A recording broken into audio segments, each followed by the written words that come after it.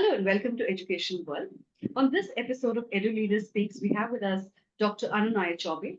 Dr. Anunay Chaubey is the provost of Ahmedabad-based Anand National University, an institution with focus on architecture, design, climate technology, culture, and liberal arts disciplines. Dr. Chaubey is also a well-known artist whose works can be seen in public and private collections worldwide. As an academic, Dr. Chaubey teaches a course on art appreciation at several institutions in India and abroad. This module aims to connect art with a range of subjects, including science, technology, history, psychology, entrepreneurship, and others. Before moving to Anand in 2019, he helped set up the Young India Fellowship at Ashoka University and served as the deputy dean for a decade and continues to teach there. He has also served as the principal of Patna College of Arts and Crafts for several years and as the secretary of the Bihar Lalita Kala Academy. In 2008, he was invited by the government of Mauritius as a visiting fellow to set up the Department of Arts, Crafts at Rabindranath Tagore Institute. Welcome, Dr. Chaubey. Hi, and thank you. Thank you for this opportunity. And words of praise for me. Okay. All right. So, to start off, we'd like to ask you about what is your take on this year's allocation that has been set aside for the field of education in the union budget? Well, it's quite impressive, and I think the steps taken are impressive faith-building measures, very future-looking, and it's quite obvious, by setting up announcement to set up, five, national centers of excellence, forward-looking center of excellence for artificial intelligence and operations. So it becomes quite clear that the budget has made sufficient provision, to Okay. support endeavors in making sure that there is excellence, there is sufficient skill that our learners, from all age groups, get supported with, because that is the need of the hour. And, you know, by the sheer number of centers that are proposed to be set up, I think it's a very confidence building, measure that has been taken. So I'm quite optimistic, and I'm really looking forward to how, this support will turn out. Okay. Okay. I think the other highlight is that of the Economic Survey of 2024-25 of India, which warns that AI could result in a lot of, the introduction of AI would lead to a lot of job losses, especially for lower wage workers. So, how do you think India's higher education sector can help graduating students cope with this particular trend? Well, this is something which is already happening, and so it sounds very threatening, but this is something, so which has been in the nature of evolving technologies. As technologies evolve, then lots of stuff that humans used to do, would become outdated. So that is something which seems to be, which has always been happening, and is about to happen, perhaps at a larger scale. From the word go, need to know that what we are learning today is only there, as a starting block. There'll be something else that we need to, Mhm. continue adding to it. Like, it's 1.0, this is going to be 2.0. And the need, which institutions, educational institutions have to implant or really make the learners understand is that even as learning is important, we have to be conscious that, unlearning has to happen simultaneously, right? Absolutely. You go on, you have to go on climbing up the ladder, keeping yourself at pace with how the world around you is changing and what the requirements are.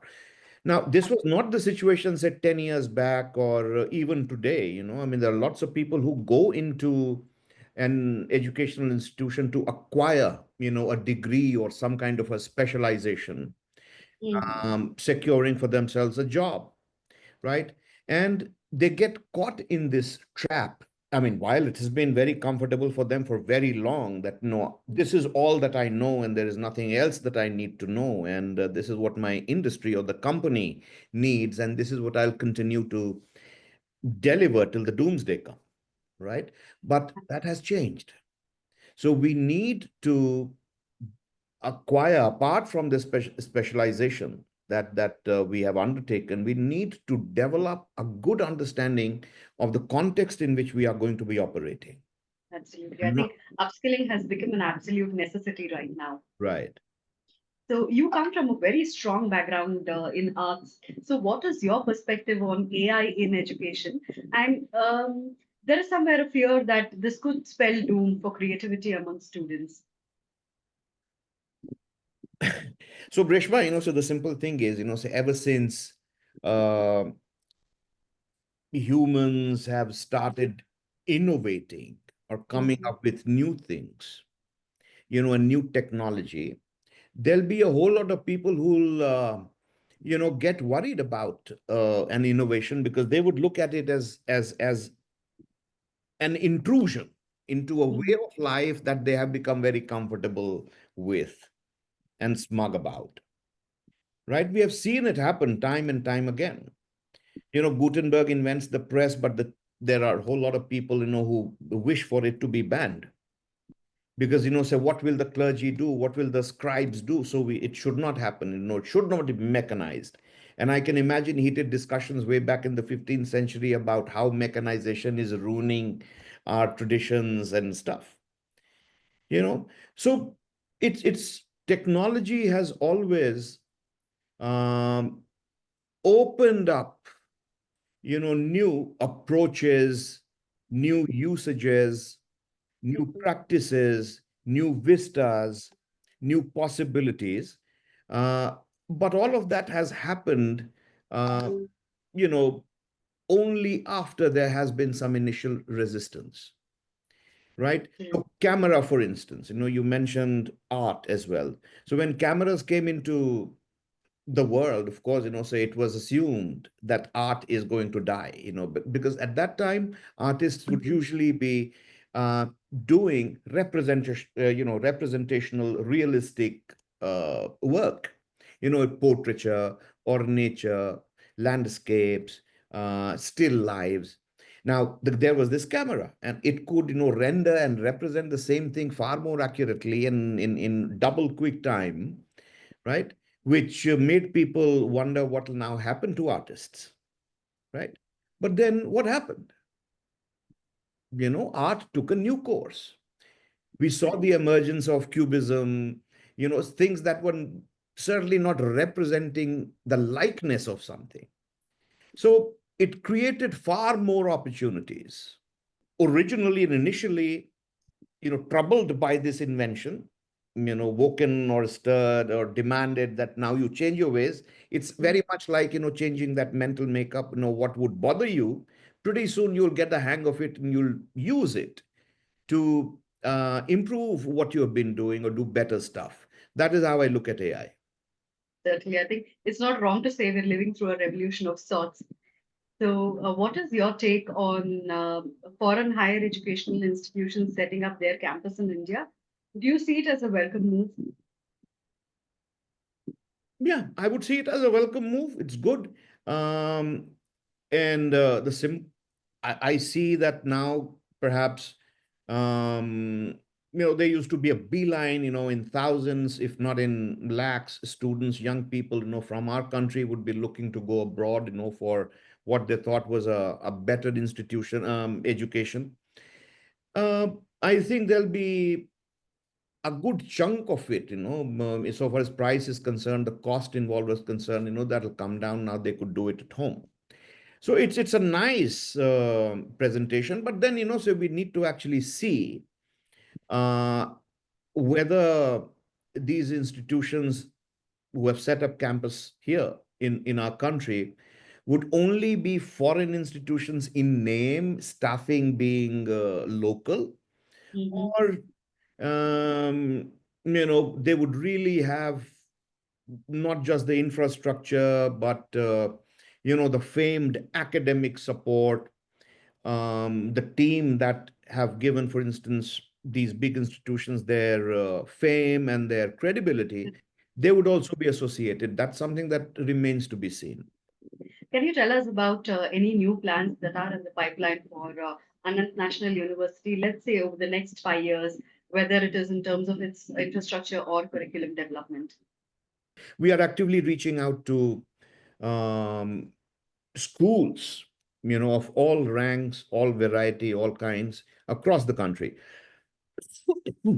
to create awareness about what design as a discipline is, because there seems to be so much misunderstanding about what design is. And design thinking, or it happens to be a discipline that integrates creativity with your ability to imagine and Mm. critical thinking, connecting with the community and solving problems.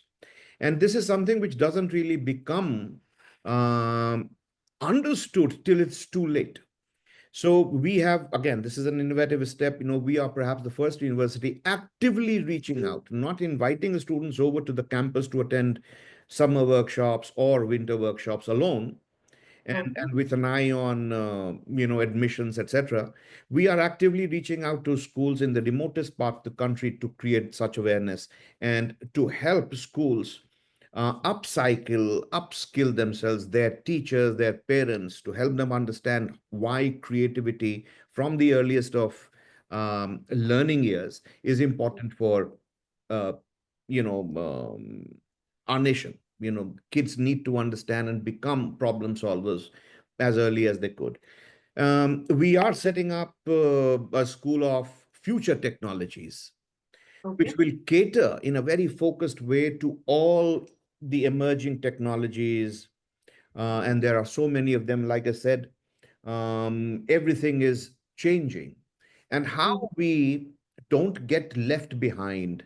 In fact, our objective is to lead the field, and Okay. there is so much that design has to offer to it. Whether you are an architect or a climate scientist, there's a certain way that you're supposed to think, right? Okay. And you may be thinking, but then there's a certain way in which you have to operate the technology. How is the technology going to help you become a better problem solver, right? Certainly. Where is this being set up, sir?